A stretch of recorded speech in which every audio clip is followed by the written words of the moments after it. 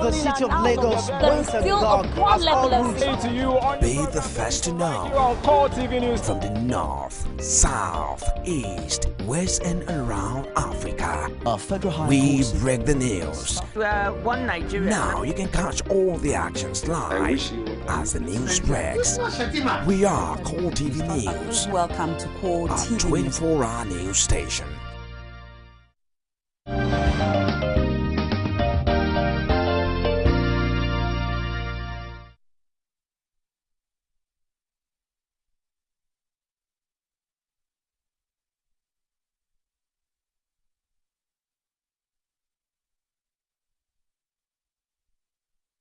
The way people have behaved 2 weeks ago, 1 week indeed ago, nobody who was a very self-respecting public commentator could comfortably stand up and say Governor Fayemi would lose this election. Nobody could say that. And nobody said that. Now, the worst that you could say was that it looked close. If it did, is this the way human beings have behaved? Is it the normal way to behave? Does a governor who everybody says did well lose even in his own ward? If he was such a bad governor, was his deputy also a bad deputy that she too lost? Was the Speaker of the House also bad? And I know that this may be difficult to convey, but I want Nigerians to listen to the message and not the messenger, because I have a partisan interest. But let us simply examine human behavior here. And perhaps people should remember that the governor-elect now, from his own party, was told to all of us by his own party that he had criminal issues to answer. They removed him. They took him to court. They haven't come back to come and tell us that he has been acquitted. And they bring him back to the same state. Is that consistent with human behavior, with this result?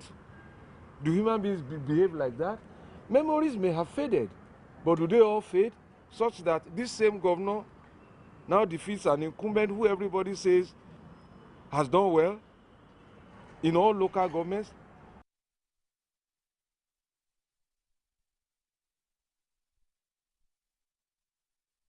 Yes, that was a senior advocate of Nigeria, Governor Babatunde Raji Fashola of Lagos State, espousing his feelings about the Ekiti election and particularly the results.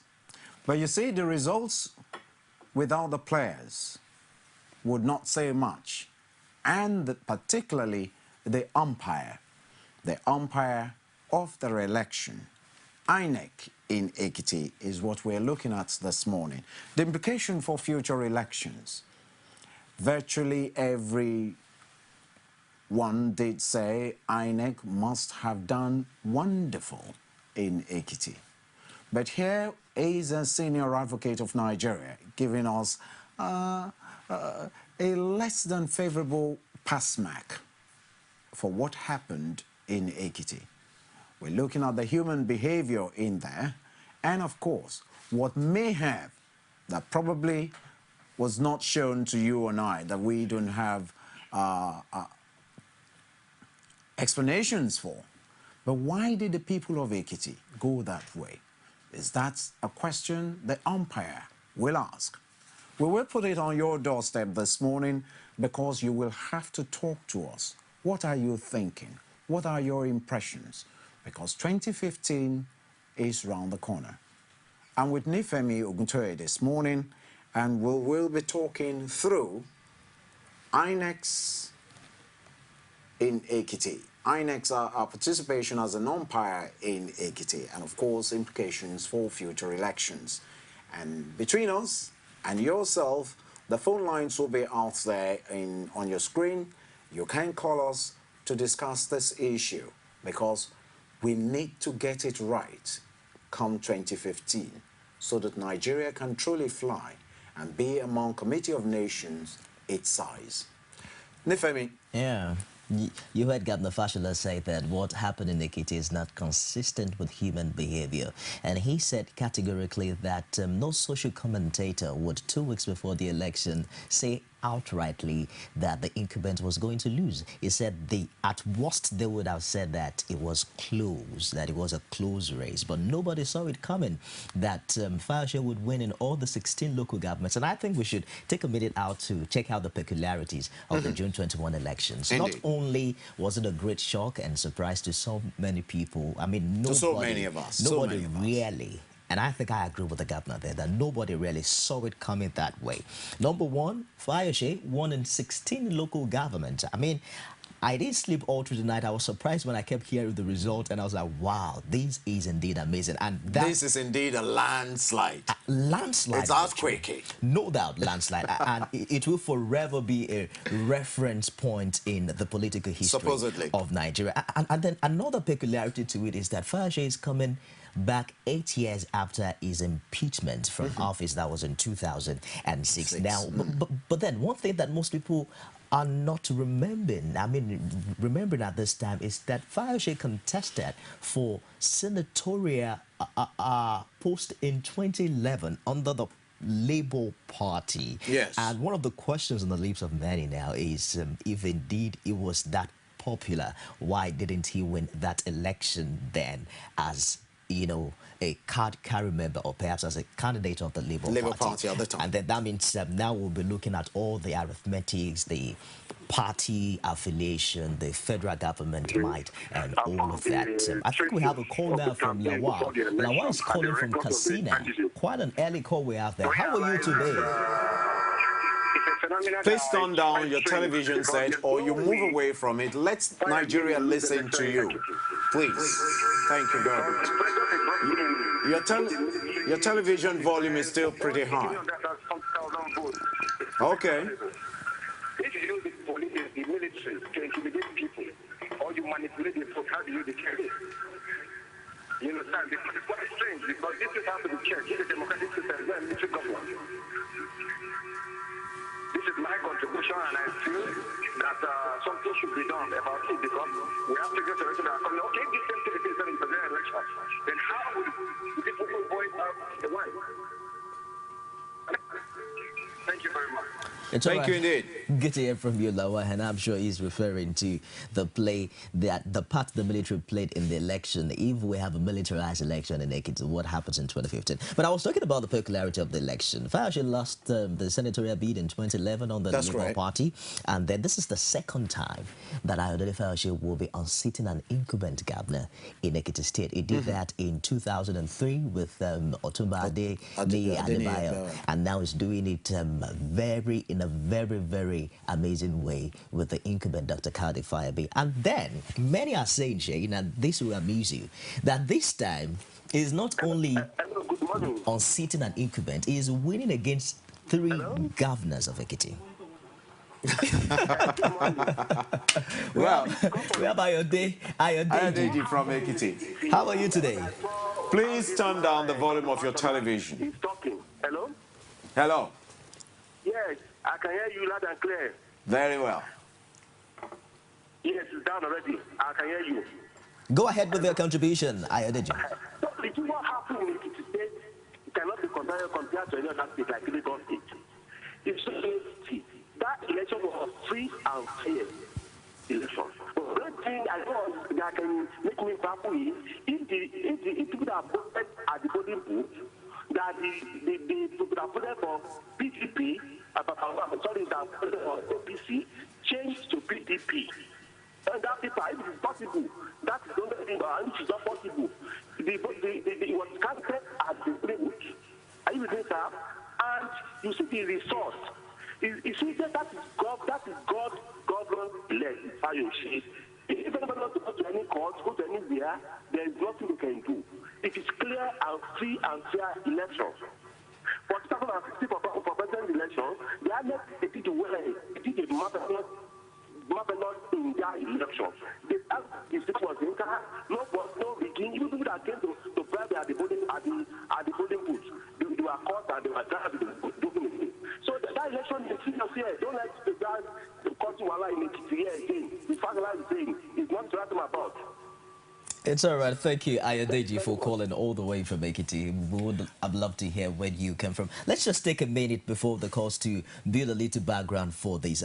Fayose won against 3 governors. Many are saying, of course, you saw Adeni Adebayo as well as Shegondi, you know, all together in the same party with Fayemi. But another very historic twist to this election is the sportsmanship, the spirit of sportsmanship displayed by the incumbent governor, who came out barely 24 hours after the announcement of the result to say, well, if this is the wish of the people, then so be it. As a matter of fact, the next day he was meeting with Ayodele Fayose. On Monday, Monday. On Monday, and well, it wowed. Some are saying this is the first time we're seeing this in our 4th republic in Nigeria. And indeed, it didn't only stop there.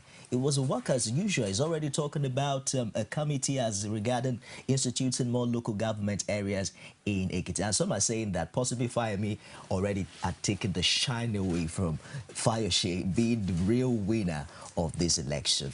But then how all of this would impact on the forthcoming election in Osun, and ultimately on the 2015 election, you know, generally, is what we're discussing today, INEC's involvement. And that would bring to your memory what the Osun State governor said about the use of a voter cards reader in this forthcoming election. I mean, if we have a permanent card, the permanent card is not just there because it's permanent or it's durable. It's there so that we can gradually move towards electronic voting in Nigeria. I mean, if we have a permanent card that has a chip that can read your statistics, that can give us details about the voter, and of course validate the fact that you are the one, you know, who has the card, and, you know, give us a well-articulated statistics of voters. And I think that this is one thing INEC should improve on and start working on towards the forthcoming election in Osun and generally. Well, I do believe very strongly that the evolution that we're experiencing will take time, and it takes some investments too. No amount is too large or too big to put into INEC so that we get it right. Because once we get it right, then we can truly say that Nigeria in democracy has truly come to stay. But before then, we know that all of this lapses, because, I mean, if you put together the arithmetic of how Fayose came to defeat, everyone in Ekiti will tell you this was a fair game. Fair game. A lot of us did not see it coming. Well, it wouldn't be totally correct to say everyone. I use the word everyone. You know why you wouldn't say everyone? Do you know why you wouldn't say everyone? Because the statistics in and of itself can tell.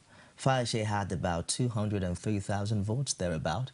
Fayemi had about 120,000. And, well, you might have said majority, because not many people in the Fayemi camp will agree with you, not even the incumbent governor, because we are not even taking a look at the semantics here. I mean, we're not dealing with semantics. I mean, ordinary people, there are people even who did not vote.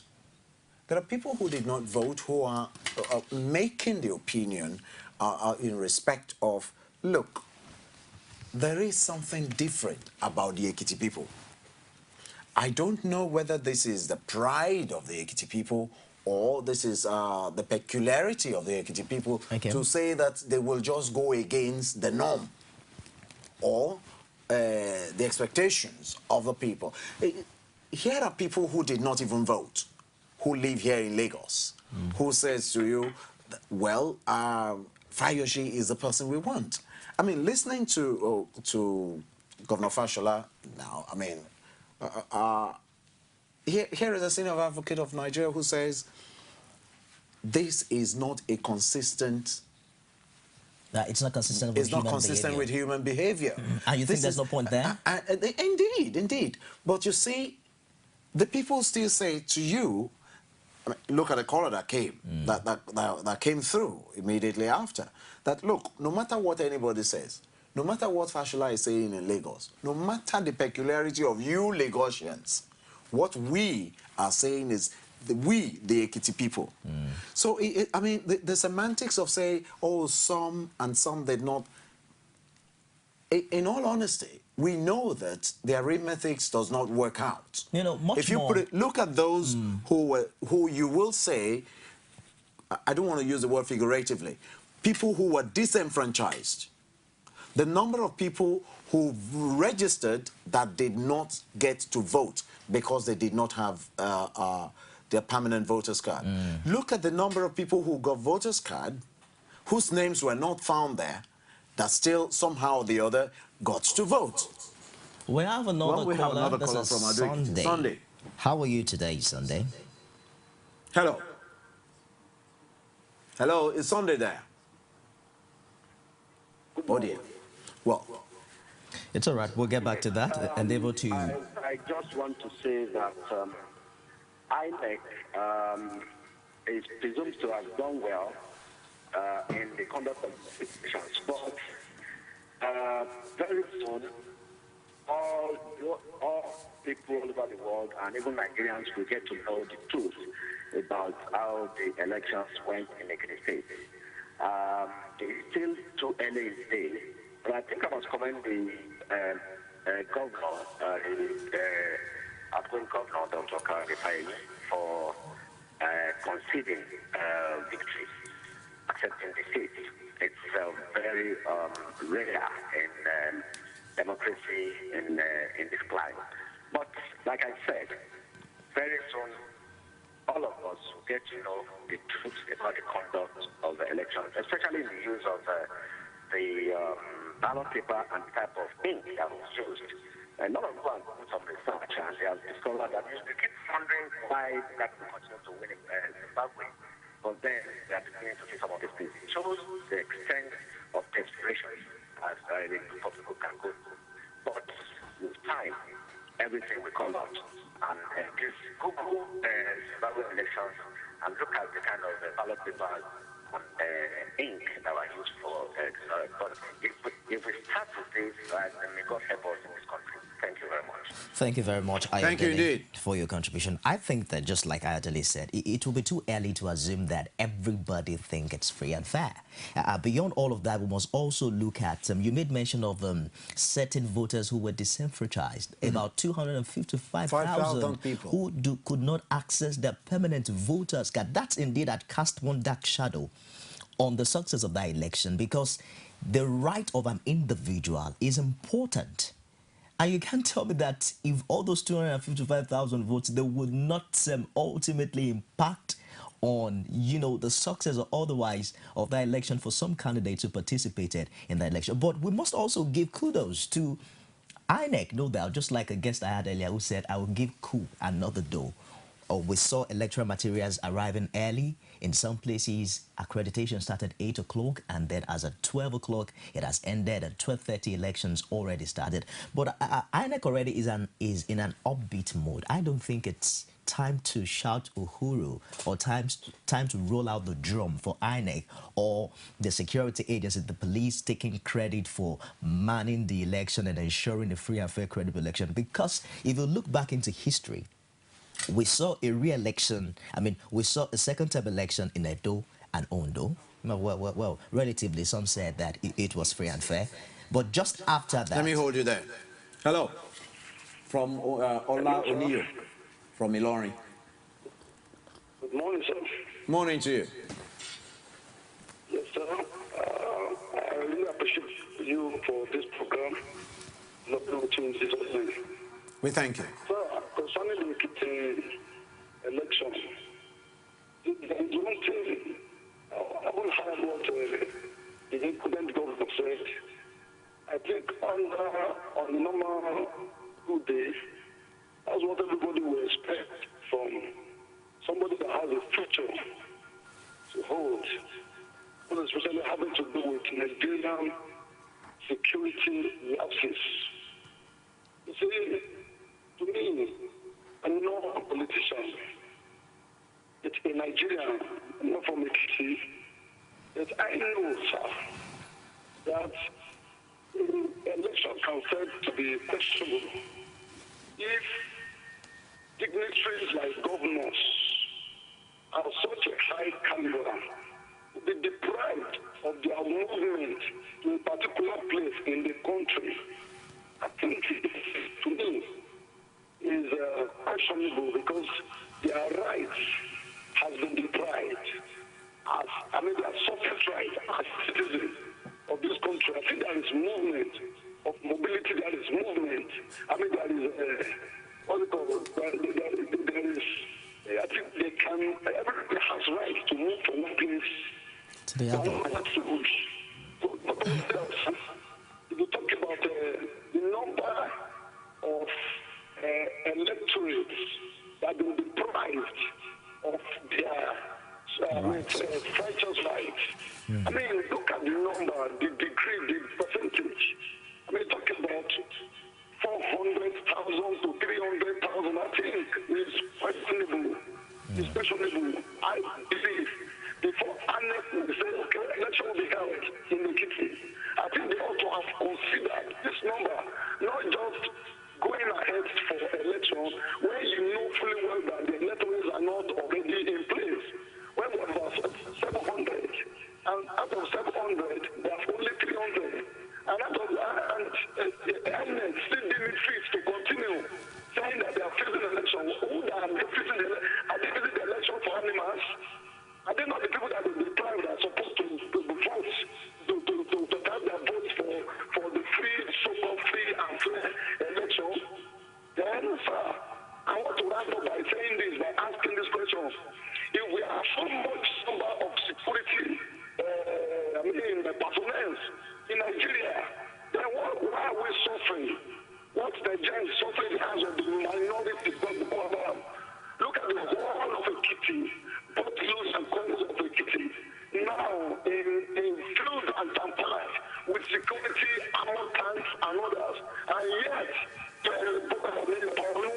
even the village, there's a single village in Borno that is not suffering Boko Haram attack. Why don't we take all this armor tanks to Borno? Abuja is suffering. Not even this morning. Abuja is suffering Boko Haram. Almost every corner is suffering Boko Haram. And we now carry all these armor tanks and all these armed soldiers and military personnel to just in the state of less than how many millions. I mean, it's completely out of it. I'm not from Ekiti, I'm not a politician. By the grace of God, I'm a Nigerian. And I think they should look into this. But some come election. The government is corrupt. The government of Nigeria is corrupt. You deprive people of their rights.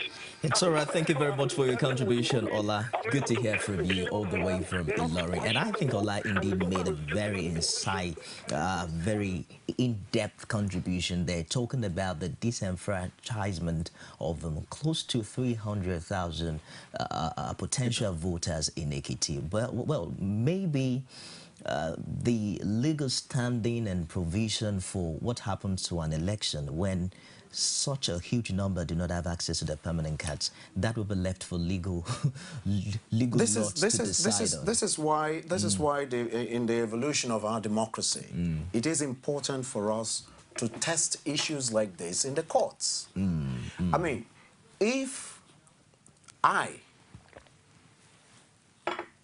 one of the 300, almost 300,000 people disenfranchised, we know that INEC is suable. Oh yes, you can take an action against INEC in court for disenfranchising you. And the matter is, if INEC goes ahead to say they have declared X candidate, as the case is, Fayose had won in this area, and there are these 200 and 700 plus number who decides, okay, we want to challenge the veracity of that because you disenfranchise us. So the umpire, as it is, can be tested in courts. Could that nullify the credibility, the ultimate credibility of the election? Indeed, because if these things don't go to court, that's a problem. That's a problem with the Nigerian persons, because we have this attitude of Olomaji, but you see, the ultimate thing is there is no democracy that can develop without the judiciary being an active participant in the evolution of that democratic dispensation. These are issues in other climes that will go to court. Let us not forget the let's take this caller, then we come back to that. We have Fumi Layo from Lekki. Fumi, how are you today? Hello, good morning. Good morning to you. Go ahead with your contribution, please. Please, I want to say that the election in Ekiti State was very serious. I'm a student of Ekiti State University. We know what has been happening in the state. I want to say that we don't want any problems in our state. The election was very free and fair. I want to recommend this election for other states because the situations surrounding the whole country cause of because Ekiti election is not security level grant, and the election was very, very tight compared to when every other state is in the election. INEC will have enough security people on ground, and the whole thing will be complex and impact, like also state election that is not. I think it is better doing elections like this in our country, one after the other, so that they will have the capacity to stop the whole election, and they won't be rigging of the election. We are very happy for Fayoshi becoming the governor of our state. It's all right.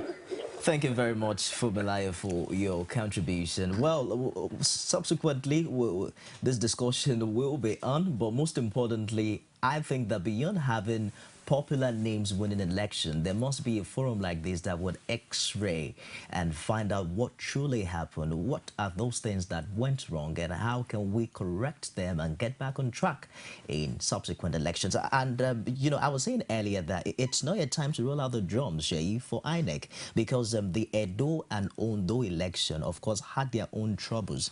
Electoral materials arriving at most polling booths very late, but then possibly because the most popular candidate won, there was not much talk about it. But immediately after that, we had a terrible election, a terrible failure from INEC in Anambra. So, if we have an improvement on it in Ekiti, I don't think it's time yet for INEC to celebrate. My point is that this is where most of our legal minds should be exploratory. I mean, you have to explore these things in the law courts. I was talking about the issue with George W. Bush and Al Gore when the results from Florida became fuzzy, and they were looking at members of the armed forces who are outside when the results hadn't come in. The issue of, where are those results? And they went to court. The Democratic candidate went to court, even though that matter was withdrawn, which allowed for peace and a sort of, let's just let it go for peace sake. I'm afraid we can't take that call. We're going to take a short break now. Taufik, you can always call us after this break. We'll take a short break now to bring you the news on the hour. But bear in mind that it's INEC in Ekiti. Lessons for future elections. That's the thrust of our discussion as we begin to ask questions like, what happens when INEC doesn't have the luxury of the military might in 2015? What happens to permanent cards and the voter cards readers in subsequent election? Do join us again. You can now watch Core TV News live from anywhere in the world on our website www.coretvnews.com. Click on Live TV on our website and watch us live. And welcome to Core TV Primetime News. To follow us on Twitter, click on Twitter icon on our website. On Facebook, click on the Facebook and YouTube to see all our previous news production. You can also watch us live on YouTube.